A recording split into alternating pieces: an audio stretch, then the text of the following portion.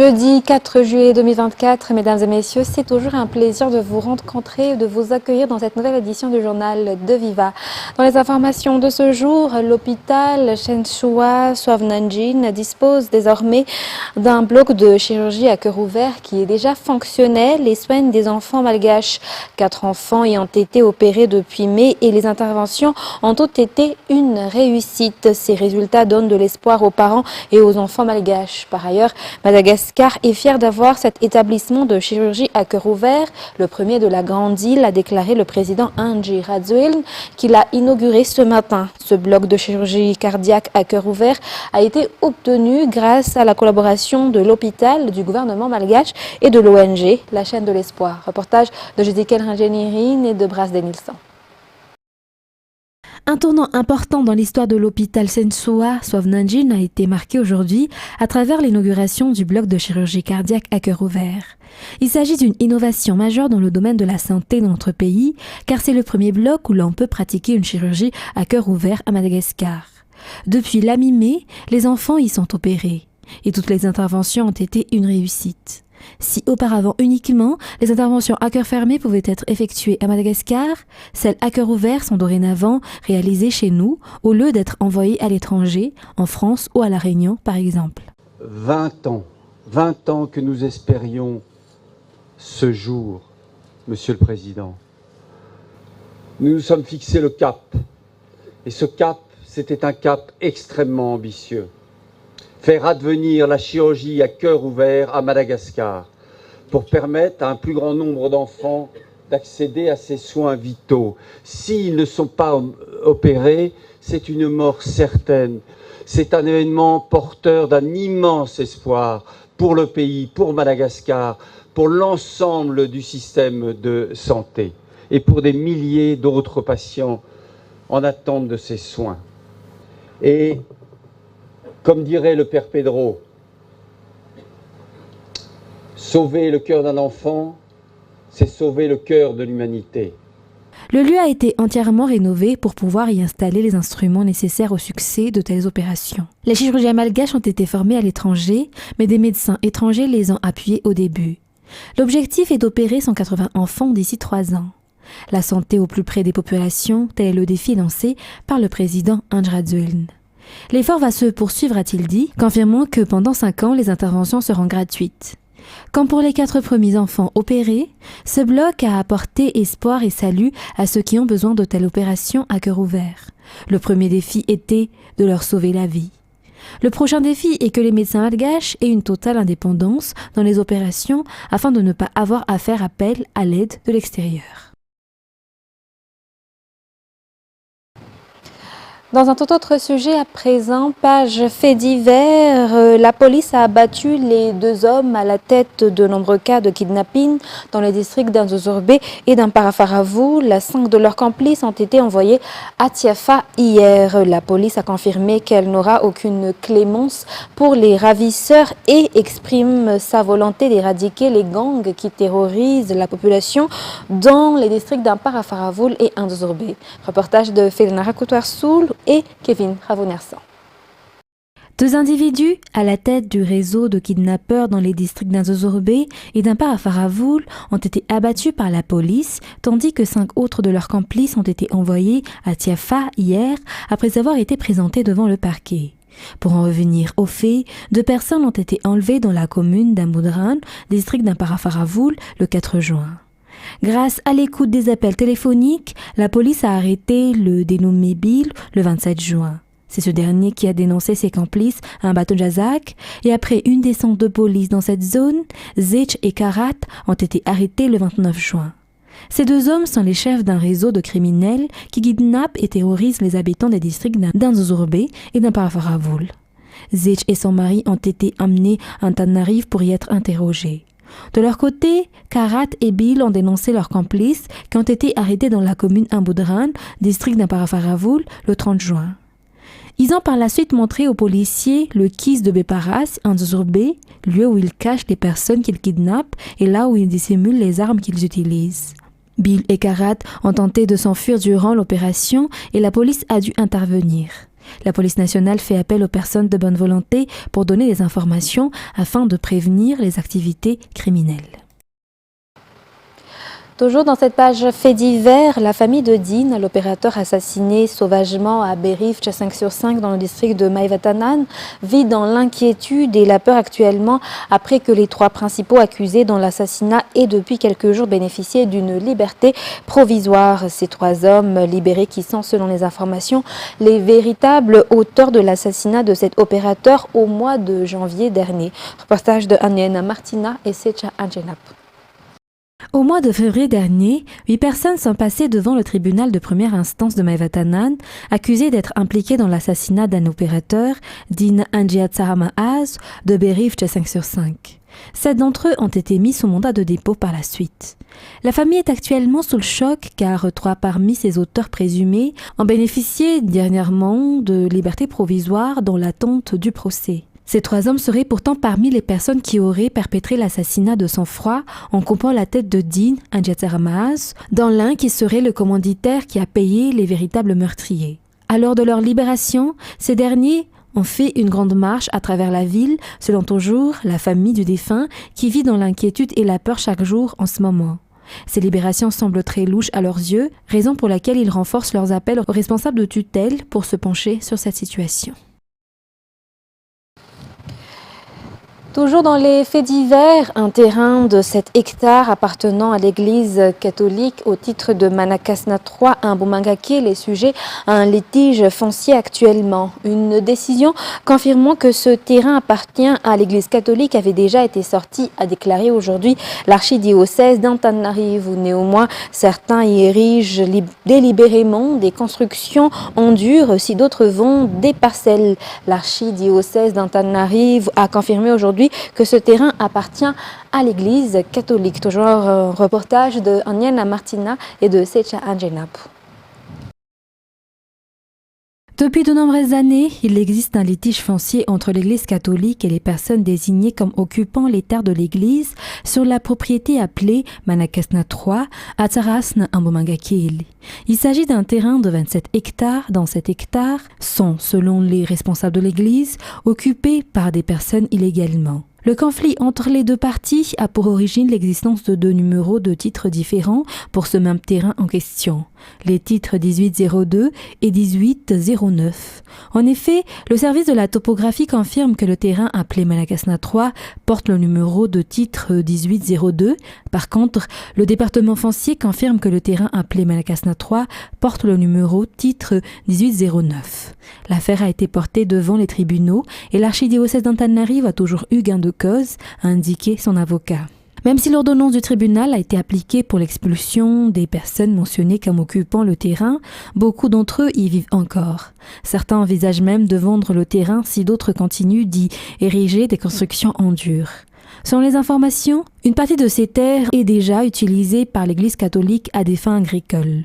De leur côté, les 265 ménages qui occupent ce terrain de 7 hectares, qui ont également réclamé qu'une attention particulière soit portée à ce cas compte tenu de l'existence des 2 titres fonciers.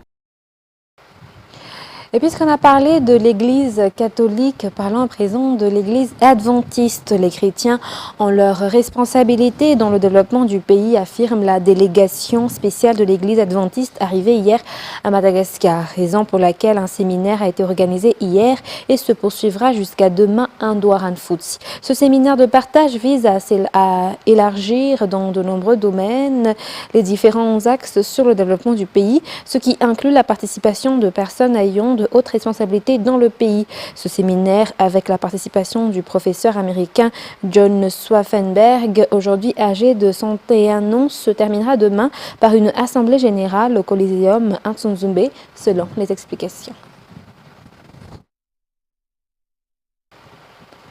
Et dans la page économique de ce soir, environ 16 milliards d'ariars est la recette générée par la pêche de crevettes dans la caisse de l'État malagasy pour l'année 2023. Ce secteur tient un rôle important dans l'économie de Madagascar, raison pour laquelle le projet BioDev 2030, deuxième édition, a été lancé officiellement aujourd'hui. Ce projet vise à se concentrer davantage sur la préservation de la biodiversité dans la façon d'exploiter la pêche aux crevettières. Reportage de Fin de Sénamireille et Yves Janel. Environ 3500 tonnes, telle est la quantité de crevettes pêchées par Madagascar l'année dernière. Environ 2800 tonnes ont été exportées pour cette même année, ce qui a généré une recette de 16 milliards d'ariars pour la caisse de l'État malagasy en 2023.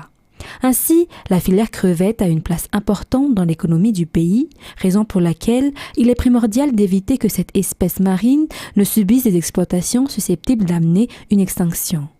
Le monde est confronté au changement climatique et aux déchets qui ont pour conséquence la perte des ressources naturelles.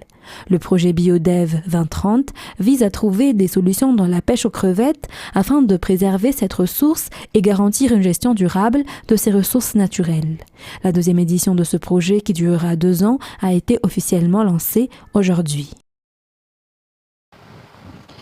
Et dans la page culturelle de ce soir, ce dimanche 7 juillet à l'Arena Ivange, à partir de 15h, se tiendra le concert d'Henri Ratsimbazaf, un concert unique dans le cadre de la célébration de ses 90 ans. Reportage.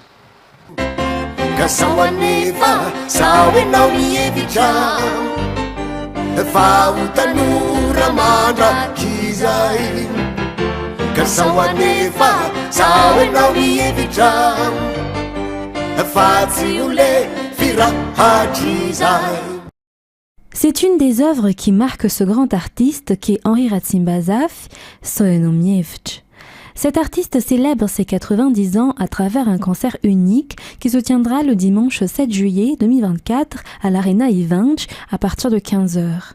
Un concert particulier qui traversera toutes les générations à travers les chansons qui ont fait sa renommée jusqu'à maintenant et qui sont encore très appréciées par ses fans de tout âge. Henri Ratsimbazaf sera accompagné par Voirne durant le concert de ce dimanche. Ce concert du dimanche 7 juillet à l'Arena Ivange sera exceptionnel, digne du parcours également exceptionnel de ce grand artiste.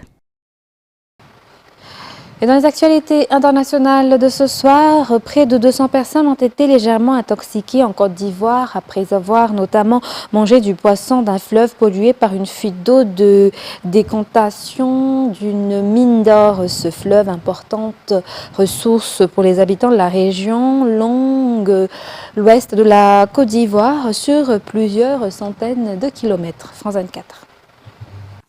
C'était il y a 10 jours. Une fuite d'eau cyanurée a contaminé le fleuve Cavally dans l'ouest de la Côte d'Ivoire. Un centre de santé a rapidement été mis en place pour prendre en charge les 185 personnes qui ont été intoxiquées suite à la consommation d'eau ou de poissons issus de ce fleuve. Les habitants se plaignaient de maux de tête, de diarrhée ou encore de courbatures. Depuis, l'eau a été coupée et la pêche interdite.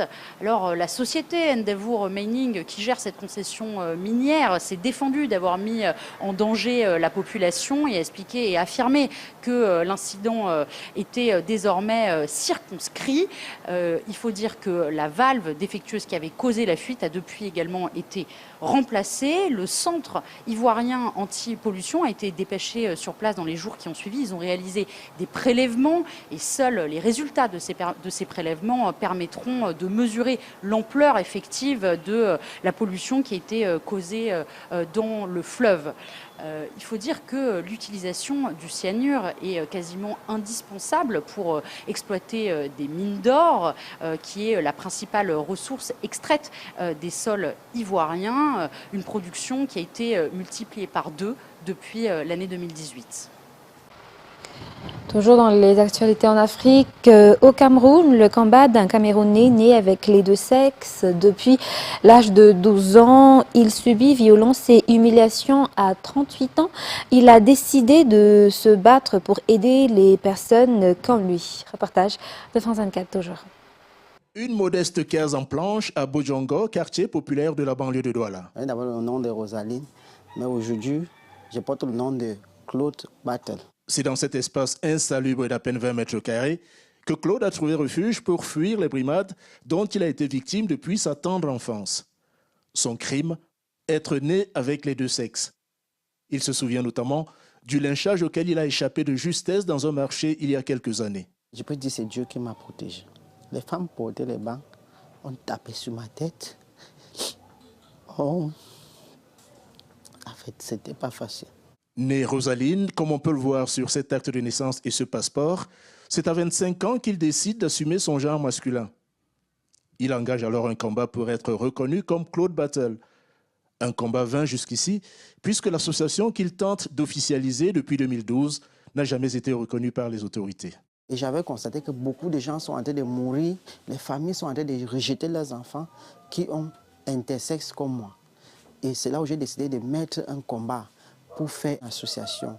En attendant, Claude Battle mène des campagnes de sensibilisation à travers le Cameroun. L'une des personnes ayant pu bénéficier de ces actions est celle que nous appellerons Vanessa pour préserver son anonymat. Nous la retrouvons dans son village à une trentaine de minutes de route de Yaoundé. Opérée en 2016 lors d'une campagne de consultation gratuite, elle vit aujourd'hui pleinement sa sexualité, mais avec un regret, celui peut-être de ne jamais être mère. C'est que moi je veux, si on peut même si c'est qu'on peut même faire une opération, qu'on peut même mettre un enfant, que je sois une prothèse, là, ça peut m'aider, même si c'est seulement une seule fois. L'origine de cette ambiguïté sexuelle chez certaines personnes est peu connue. Dans une société camerounaise très traditionnaliste, des causes mystiques sont souvent invoquées. Mais pour ce médecin, confronté à des patients intersexués, le suivi psychologique est très important.